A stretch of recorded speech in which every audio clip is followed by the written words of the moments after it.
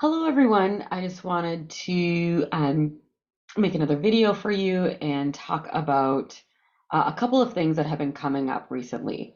Um, and so I just got off of a class that I was teaching for my life coaching, and we talked about intimacy and vulnerability, right? Two pretty big topics, actually, that a lot of people are not necessarily comfortable with.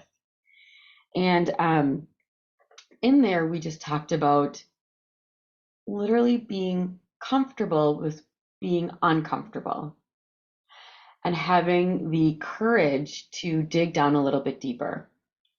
And so, a couple of things that were coming up was, Ken's how do you become vulnerable? How do you become intimate? How not necessarily sexually, but just like intimate with your emotions, with yourself, with literally being my whole self and letting that just shine. And I'm going to tell you, it's been super duper hard. I'm 38 and I feel like I'm finally coming into myself just because, of being a mom of four kids and being a partner, friends, family, the whole kit and caboodle that every person on this planet is facing, basically. Well, you know what I mean. Oof. But how can you fully become into yourself? And how can you become vulnerable with yourself?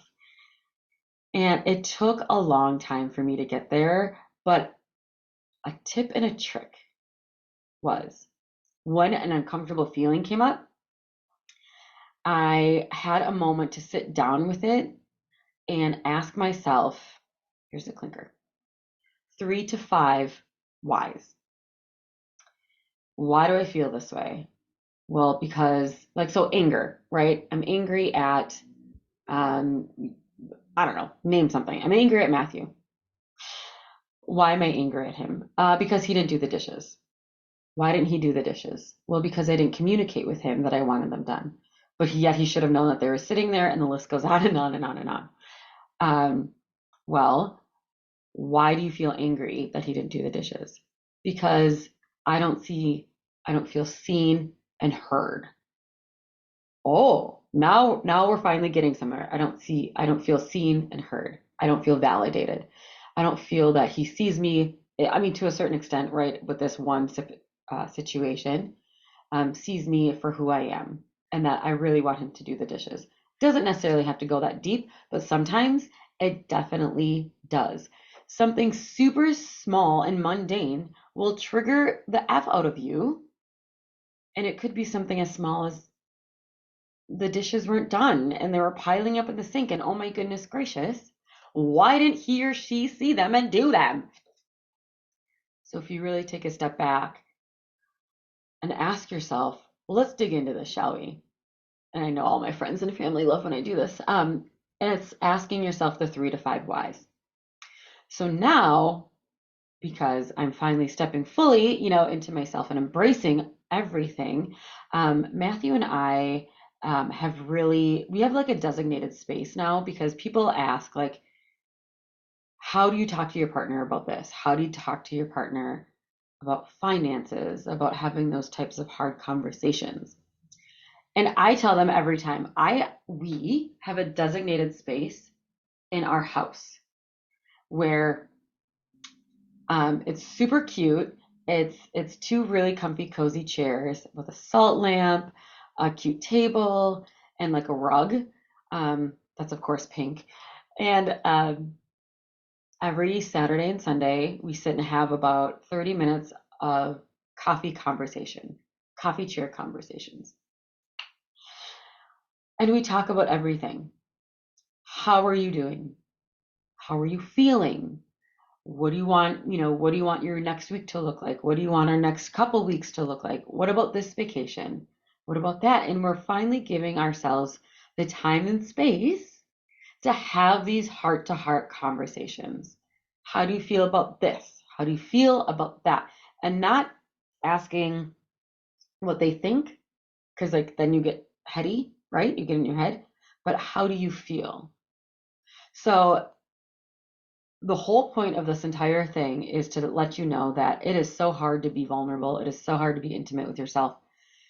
But that's why for us in our relationship, we have a physical, like a designated area to have those vulnerable moments, to have that vulnerable time and space together. And also, one last thing, we just recently went to Jamaica for a week and we have that gorgeous picture um, from it. But also, it's we were on the beach and we had like a fruit skewer and I didn't have a bookmark. And so I just like grabbed the fruit, ate it, and then put this in my book. And it's like silly, right? It's super silly, but it's such a great reminder to myself that we took the time, it took us 2 years to plan this thing. We took the time for a week and just focused on us. We focused on our conversations, our relationship, where we want to go, how we want to go. And like having those small little mementos of, hey, that's right, you did have those hard conversations. You did have those vulnerable and intimate moments. Good for you. Great for you. And having that time and space and that remembrance of that energy and bringing that forward as like a little souvenir and as a reminder is so incredibly helpful. And that's why like around my house you'll see all these different like uh, kitschy items, right? But they all serve as an emotional memory for me. And so to wrap this up, the clinker is, how do you guys have those vulnerable moments? How do you guys have those like 3 to 5 deep questions, either with yourself or with your partner? And do you have a designated area and a designated time? Um, when we put up our Christmas tree, we had to move that space because that's where our tree went. And let me tell you, I could physically feel and emotionally feel that we were missing something. And that space where we have our coffee was it. So that's my question for you guys is and a tip and trick, right? Like what do you do and how do you hold space for yourself and for your partner? Thank you so much, you guys.